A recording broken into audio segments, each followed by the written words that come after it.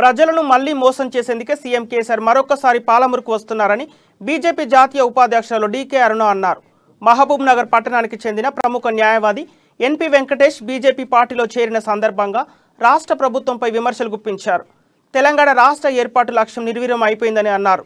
కుటుంబ పాలనతో తెలంగాణను టీఆర్ఎస్ దోచుకుంటుందని ఆరోపించారు.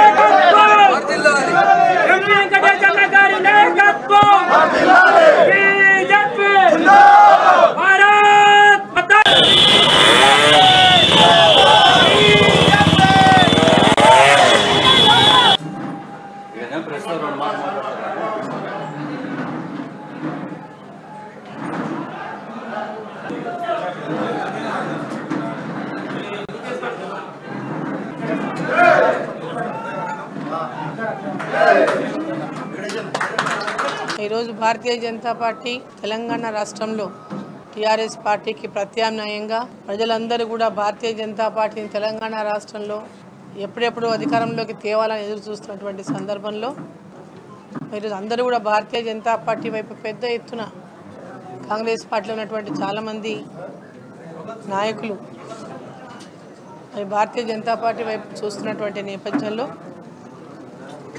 ఈరోజు తెలంగాణ రాష్ట్రంలో అవినీతి అరాచకం వెళ్తున్నటువంటి నేపథ్యంలో తెలంగాణ యొక్క లక్ష్యం, తెలంగాణ ఏర్పాటు యొక్క లక్ష్యమే పూర్తిగా నిర్వీర్యమైపోయింది.